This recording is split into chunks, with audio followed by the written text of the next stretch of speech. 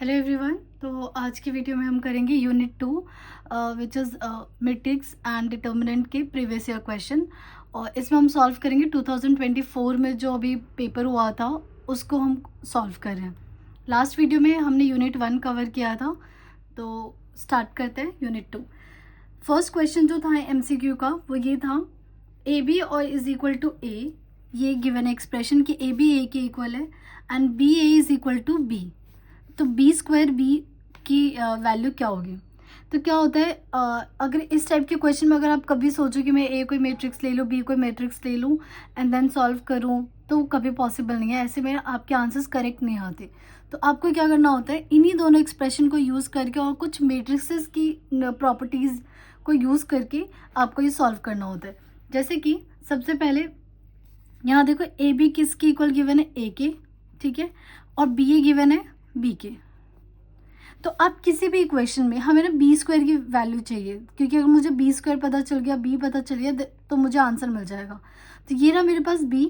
अब मैं क्या करूँगी, इस ए की वैल्यू जो है ए बी गिवन है वो मैं यहाँ पे रिप्लेस कर दूंगी। तो ये बी हो जाएगा और ये हो गया A B and then equal to B. ठीक है, तो हमारे पास क्या एक्सप्रेशन आ गया, B into A into B equal to B. अभी भी मेरे पास जो मुझे चाहिए वो नहीं मिला।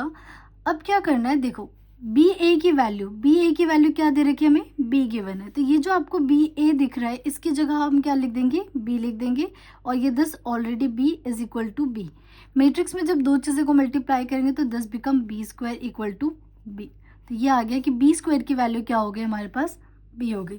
तो if we want to find B square plus B, तो क्या करेंगे? बी स्क्वायर की value B plus B is equal to 2b। तो दिस इज आवर आंसर। अच्छा, अब देखो इसी में ना मैं आपको और भी अलग कॉन्सेप्ट समझाती हूँ। लेट्स सपोज किसी बच्चे ने यहाँ से स्टार्ट किया A B equal to A, और उसने क्या किया, यहाँ पे b की value which is given B A. तो क्योंकि हम जब ये कर रहे हैं इसका ये मतलब नहीं कि मुझे बस आंसर चाहिए, हमें इस साथ साथ में इस क्वेश्चन से क्या क्या कॉन्सेप्ट होंगे, क्या क्या और क्वेश्चन की फॉर्मेशन हो सकती है, वो सारी चीज़ें सीखेंगे। तो यहाँ पे देखो, जैसे मैंने यहाँ पे ए को रिप्लेस किया था, now this time I will replace this B.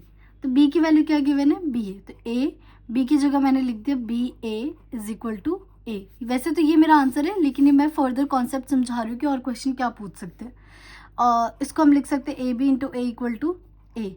अब ए बी की वैल्यू क्या गिवन है? It is given A. तो A into A equals to A which is A square equal to A. तो ये आ गया हमारे पास ए स्क्वायर। अब मैं कुछ मिस्टेक्स बताती हूँ जो करने की कोशिश हो सकती है आप लोगों से। आप इस ए और ए को कट कर दोगे, और जैसे मिस्टेक्स मैं लिख देती हूँ, मिस्टेक्स कैन बी डन। जैसे आपने यहाँ लिखा ए इक्वल टू ए, तो इस ए से ए कैंसिल हो गया, ए की वैल्यू आई आ गई। नहीं, दिस इज रॉन्ग। ये कोई तरीका नहीं होता मैट्रिसेस में। आप ऐसे डायरेक्ट कट नहीं करते। अगर आपने नोटिस किया होगा, we always use pre multiply या फिर पोस्ट मल्टीप्लाई, कि आप प्री मल्टीप्लाई करके आप चीज़ों को हटा सकते हो। You can not cut like this in matrices. और प्री मल्टीप्लाई पोस्ट मल्टीप्लाई आप तभी कर पाओगे जब आपको ये गिवन हो कि बी और ए इनवर्स है। मीन्स मैं ये कहना चाहती हूँ, जैसे ए इंटू ए इक्वल टू ए, मैं ए इनवर्स से दोनों तरफ तभी मल्टीप्लाई कर पाऊंगी जब मुझे गिवन हो कि A is a invertible matrix. But एक बात बताओ, क्या क्वेश्चन में कहीं भी दे रखा है कि ए या बी कोई इन्वर्टिबल है? नहीं। तो जब तक जो चीज़ें गिवन नहीं होती we don't use. So this is not allowed in this question. Clear? तो देखो इसी क्वेश्चन में ना आपसे एक और चीज़ें पूछ सकती है। आपसे ये भी पूछा जा सकता था कि what is the value of B square, what is the value of A square. तो बी स्क्वायर की वैल्यू हमारी क्या आई थी? बी आई थी जब हमने इसे सॉल्व किया। सिमिलरली ए स्क्वायर की वैल्यू ए। तो इस एक क्वेश्चन से आपने क्या क्या सीखा कि we can not cut A into A, because जब तक मैट्रिसेस में से कट करना अलाउड नहीं है। या तो हम प्री मल्टीप्लाई करते हैं, पोस्ट मल्टीप्लाई करते हैं इनवर्स से।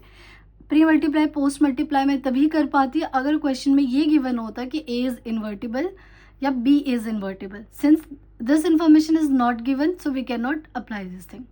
क्लियर?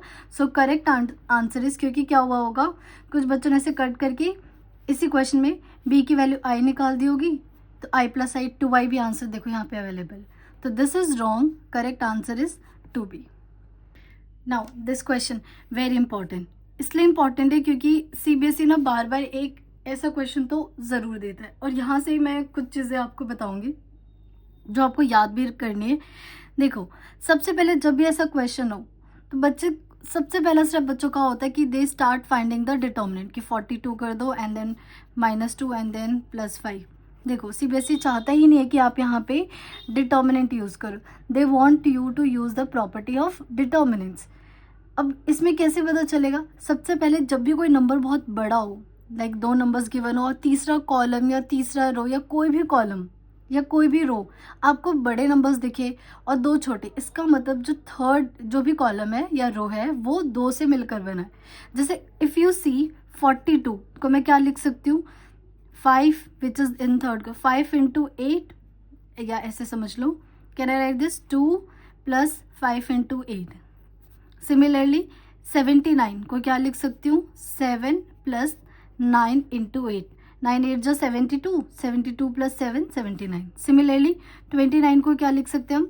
5 + 9 इंटू 9 नहीं, सॉरी यहाँ पे 3 है, 3 इंटू 8।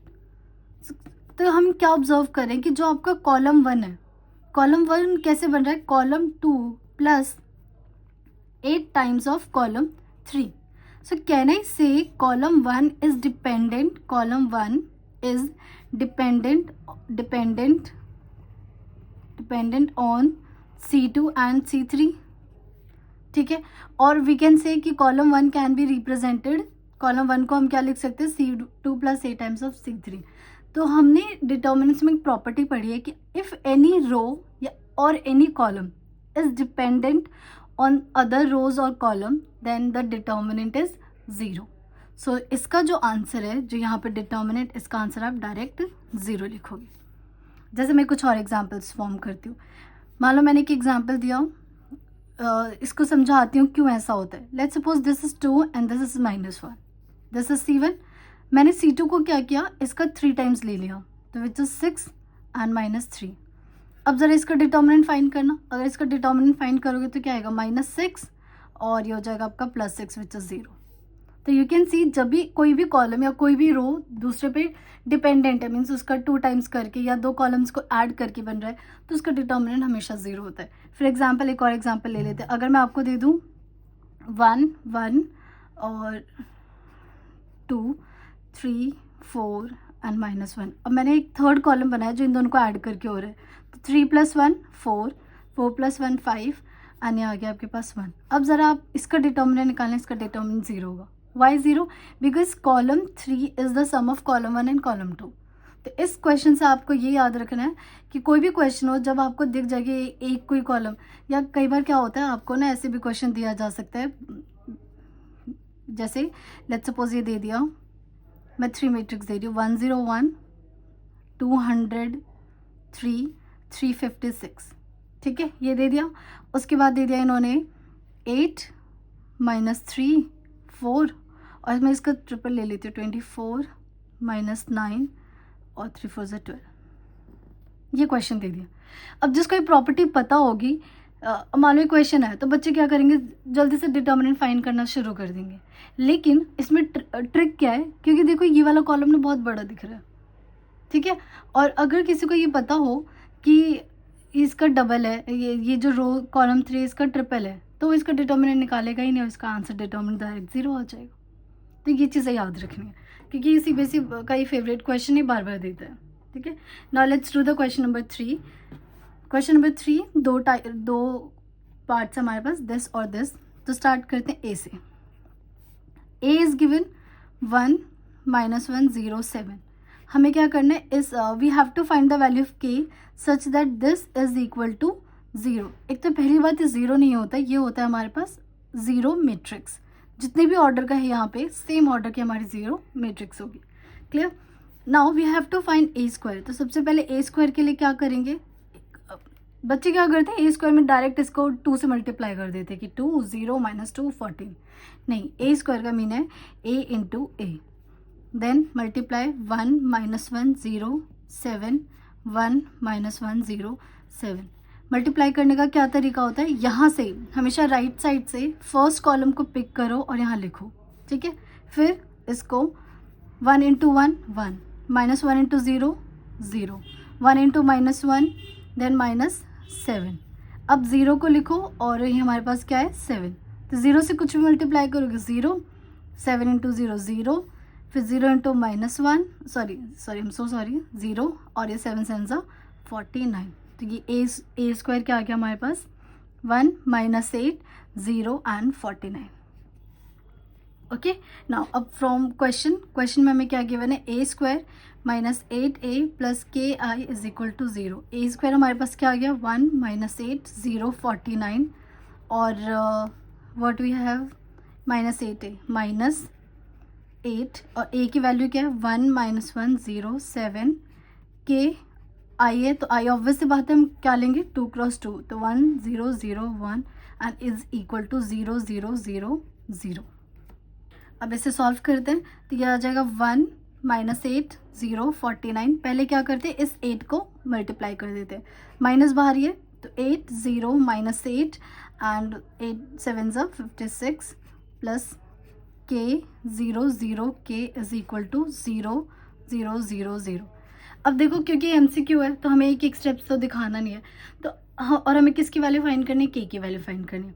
तो यहाँ सिंपली क्योंकि अपनी स्पीड को भी बढ़ाना है साथ साथ, तो ये वाला जो फर्स्ट क्योंकि यहाँ पे के है या फिर के आपको यहाँ मिल रहा है, तो ये के क्या है फर्स्ट रो फर्स्ट कॉलम, तो सिर्फ आप फर्स्ट कॉलम को सॉल्व कर लो, मतलब ये जो फर्स्ट ए आई है ये सिर्फ आप उसको सॉल्व कर लो।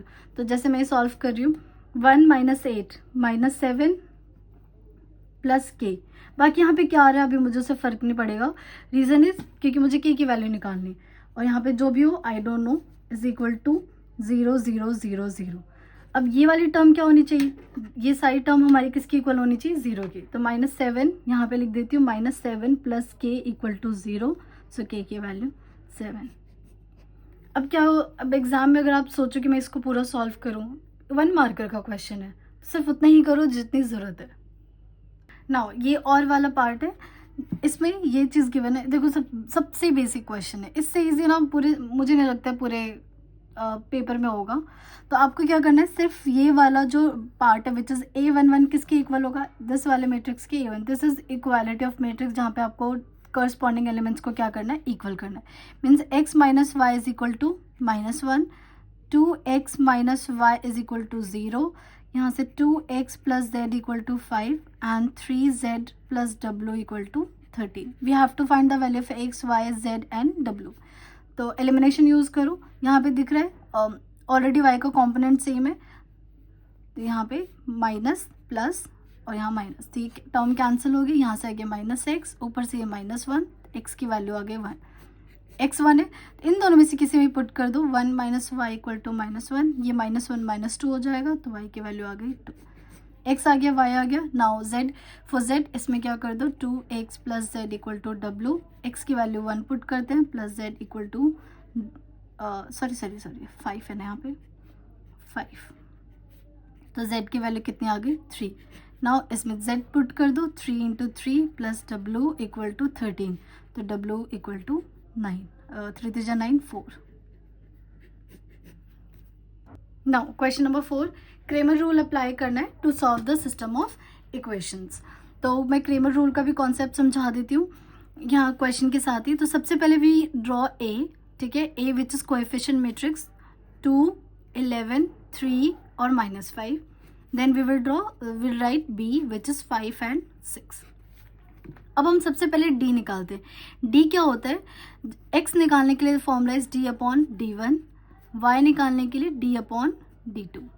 ओके, अब डी कैसे निकालेंगे, डी होता है ए का मैट्रिक्स, ए का डिटर्मिनेंट विच इज 11, जो आपकी कोएफिशिएंट मैट्रिक्स होती है उसी का डायरेक्ट डिटर्मिनेंट, तो ये हो जाएगा -10 -33 विच इज -43।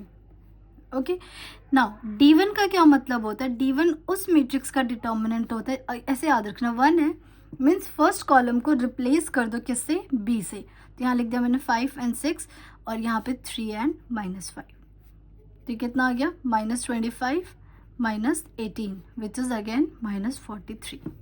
फिर अब निकालते हैं d2, तो d2 क्या होगा, मीन्स सेकेंड कॉलम को रिप्लेस कर दो b से, तो 2 11 सेकेंड कॉलम है 5 एंड 6, तो जगह 6 2 जा 12 -55 विच इज अगेन 5 2 3 -43। यहाँ देखो एक छोटी सी मिस्टेक हो गई है। x जो होता है वो होता है हमारा d1/d, जो मेन डिटर्मिनेंट होता है वो नीचे होता है, and y is d2/d। Clear?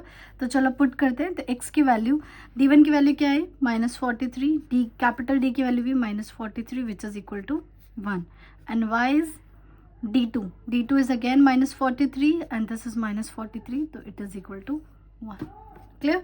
तो ये था क्रेमर रूल। ऐसे अगर 3x3 वाला होता तो आप उसमें भी यहाँ पे बस एक z हो जाता, d3 निकालते और z की वैल्यू हो जाती d3/d। क्लियर?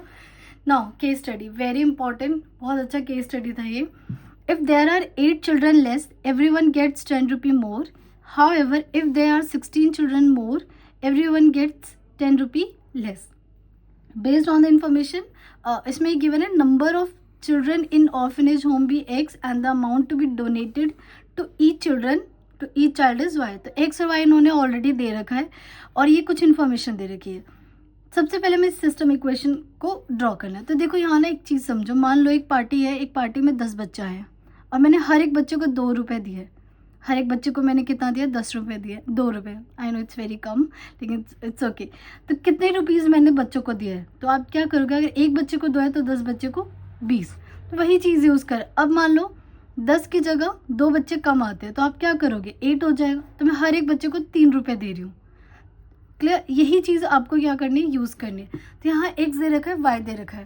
तो इक्वेशन ड्रॉ कर बनाते हैं इसकी। हमें एक गिवन है कि total number of children y है, हर एक बच्चे को जो अमाउंट दिया गया है वो y रुपये गया है। तो मुझे बताओ टोटल अमाउंट गिवन कितना होगा? टोटल अमाउंट गिवन कितना हो जाएगा? It will be x into Y. अगर हर एक बच्चे को y है तो टोटल कितना दिया होगा? मतलब जो अमाउंट डिस्ट्रीब्यूट किया गया है वो कितना किया गया है? xy किया गया है। अब क्वेश्चन में ये बोला था कि अगर 8 बच्चे कम है तो x है, x माइनस 8। समटाइम्स बच्चे क्या कर देते हैं? 8 माइनस x कर देते हैं। कि क्यों करते हैं मुझे समझ नहीं आता। अब खुद सोचो, ये टोटल स्ट्रेंथ है, मतलब बहुत सारे बच्चे, उसमें से मैं कम कर रही हूँ, तो इसमें से कम करूँगी या 8 में से कम करूँगी? तो ये गलती मत करना। 8 माइनस एक्स, तो हर एक बच्चे को कितना मिलता है? 10 रुपये ज़्यादा मिलता है, तो y प्लस 10। तो क्या हुआ? इट इज़ इक्वल टू, अब देखो चाहे मैं बच्चे कम करूँ या पैसे ज़्यादा करूँ, मेरे पास जो अमाउंट मैंने ऑलरेडी दिया हुआ है वही अमाउंट है which is equal to xy। अब अगर यही स्ट्रेंथ, नेक्स्ट स्टेटमेंट क्या गया था कि अगर 16 बच्चे ज़्यादा आते हैं मीन्स x प्लस 16, तो हर एक बच्चे को जो अमाउंट दिया गया वो कम हो गया, तो y माइनस 10। लेकिन अमाउंट तो जितना टोटल दिया वो अभी भी क्या है? सेम है। बस इस इक्वेशन को सॉल्व कर दो। ये हो जाएगा x into Y, 10x minus 8y minus 80 is equal to xy। तो ये xy कैंसिल, तो इक्वेशन आ गया हमारे पास 10x minus 8y equal to 80। We can take 2 also common, तो 5x minus 4y equal to 40। तो दिस इज फर्स्ट इक्वेशन। ठीक है, नाउ इसे सॉल्व करते हैं। तो xy minus 10x plus 16y is equal to xy। xy से xy cancel, तो इक्वेशन आ गया हमारे पास माइनस 10x प्लस 16y, और सॉरी यहाँ भूल गया माइनस 160, तो इक्वल हो गया 160। अगेन 2 कॉमन ले लेते हैं, तो ये हो जाएगा minus 5x plus 8y equal to 80। This is our second equation. तो फर्स्ट में हमें बोला था फॉर्मुलेट LPP। ओके, फर्स्ट में क्या कहा था कि सिस्टम ऑफ इक्वेशन है उसको फॉर्मुलेट करो। नाउ सेकेंड में बोला कि write the equation in the ax plus B form. तो ax प्लस बी फॉर्म में लिखते हैं इसे। तो ये है हमारे पास, ये था हमारा a का answer. Now b, ax plus B का क्या मतलब है? फर्स्ट हमारे पास इक्वेशन क्या आई? 5x minus 4y equal to 10 minus 5x plus 8y equal to 80। तो a क्या बन गया? a बन गया हमारे पास 5 माइनस 5 माइनस 4 8। b क्या बन गया हमारे पास? 10 और 80, और x क्या बन गया हमारे पास? x comma y। तो देखो a क्या बनाते हैं? कोएफिशिएंट ऑफ ऑल जितने भी x एंड y वो, तो इसे हम कोएफिशिएंट मैट्रिक्स बोलते हैं। b जो ये वाला, और x क्या होता है? जितने भी हमारे पास वेरिएबल है x कॉमा y। तो इक्वेशन कैसे होती है? ax इक्वल टू b, मतलब 5 minus 5 minus 4 8 and 10 80, sorry x and y is equal to 10 और 80। क्लियर। नाउ सी में हमें क्या निकालना है, सी में हमें निकालना है फर्स्ट पार्ट में इनवर्स। इनवर्स का फॉर्मूला क्या होता है, A inverse is equals to 1 upon determinant of A into adjoint of A. तो सबसे पहले डिटर्मिनेंट ऑफ ए निकालते हैं। तो ए ये रहा हमारे पास, यहाँ निकाल 5 into 8 minus 4 into -5 which is 40 और ये हो जाएगा -20 which is equal to 20। Adjoint of A निकालना है। तो एडजॉइंट ऑफ ए जब हमारे पास 2x2 मैट्रिक्स होती है तो इसकी सिंपल सी ट्रिक है, आपको क्या करना है, सबसे पहले इन दोनों को क्या कर देना, क्रॉस उल्टा कर देना है।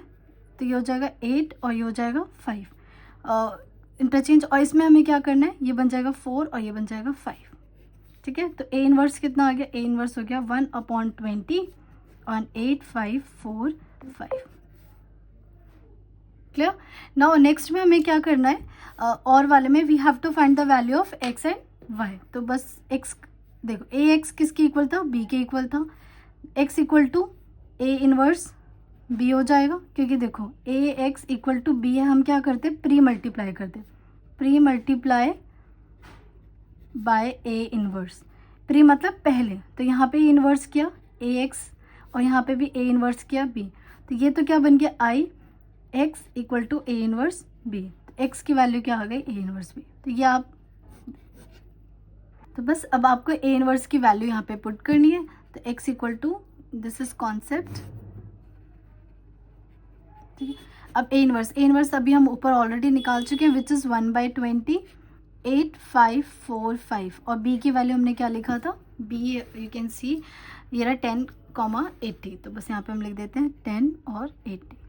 अब यहाँ क्या होता है, ये जो 1/20 है इसको अंदर मल्टीप्लाई करना, कभी भी नहीं मल्टीप्लाई करते, जो भी यहाँ वैल्यू होती है इसको एज इट इज़ रखो और अब इनको सॉल्व करो। तो यहाँ पे 10 आ जाएगा या 80, तो ये हो गया 80 प्लस 320, फिर 5 इंटू 10 50 प्लस 400, तो ये कितना आ गया 120 और 120 और इसमें आ गया हमारे पास एक छोटी सी मिस्टेक है, ओ गॉड, ये 40 था ना, ये गलती से मैंने यहाँ 10 लिख लिया, तभी मेरा आंसर मैच नहीं कर रहा था, 40 हो गया यहाँ पे। तो यहाँ भी 40 चेंज करते हैं, यहाँ भी 40, तो 4 8 320 और यहाँ पे 200। तो कितनी वैल्यू आ गई, ये आ गया आपके पास 640 एंड यहाँ से आ गया 600। अब इसको अप्लाई कर दो। अब अगर अप्लाई करोगे तो ये हो जाएगा 640 divide by 20 and 600 divide by 20। तो x which is equal to nothing but x and y, और ये किसके इक्वल है, 0 से 0 कैंसिल 32 एंड यहाँ आ गया 30।